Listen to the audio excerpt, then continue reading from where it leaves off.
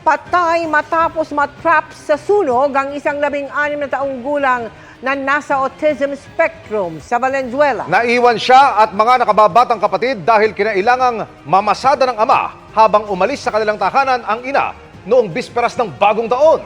Inaalam pa ng mga otoridad ang mitya ng sunog pero hindi inaalis ang posibilidad na may kinalaman ito sa lighter na ginagawa umunong pampakalma ng biktima.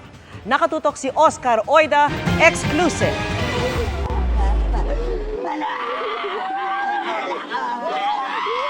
Ganun na lang hinagpis ng isang mag-asawa nang tumambad sa kanila ang bangkay ng kanilang 16 anyos na anak. Nasawi ang bata nang masunog ang kanilang inuupahang bahay sa Barangay Malanday, Valenzuela City, pasado alas 8 kaninang umaga. Ang biktima na isang person with autism ay naiwan sa bahay kasama ng mga natutulog na nakababatang kapatid nang mamasada ang kanilang ama. Ngayong dalawa nagbantay, iniwan ko silang 3 madaling araw, tulog na tulog naman yung dalawa. Kaya yung isang special child, umakyat sa taas. Sa inisyal na imbestigasyon ng Bureau of Fire Protection, lumalabas na sa kusina sa ikalawang palapag ng kanilang bahay, nagsimula ang sunog. It's still under investigation. No? We cannot give official statement kung ano yung talagang naging cause. No? Pero nagsimula ito possible doon sa yung kalan na may open flame na kalan. So doon yung possible kasi yun yung nakita na seat of fire na pinakamalaking damage. Merong super kalan na nandoon. Labis naman ang pagsisisi ng ina ng biktima na umalis sa tahanan nitong bisperas ng bagong taon matapos makatampuhan ang asawa.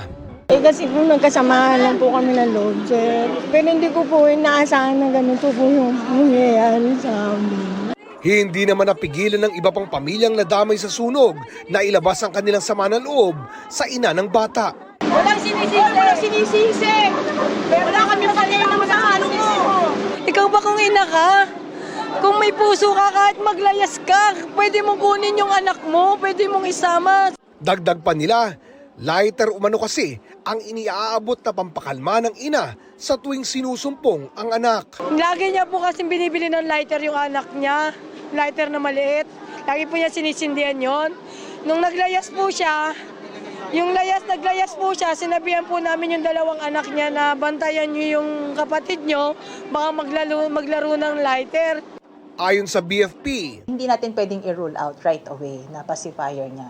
Pero yun din, based sa aming pagtatanong sa mga eyewitnesses at saka dun sa naimbestigahan natin na witness dito, medyo nagka-calm down nga daw po yung ating victim kapag nakakita siya ng flame. bukod sa pamilya ng biktima, may 4 na ibang pamilya pa ang nadamay sa sunog. Very vulnerable sectors ang mga persons with disabilities. No? So, hindi natin dapat pababayaan na may iwan sila sa bahay na unattended. Para sa GMA Integrated News, Oscar Oida, nakatutok, 24 oras.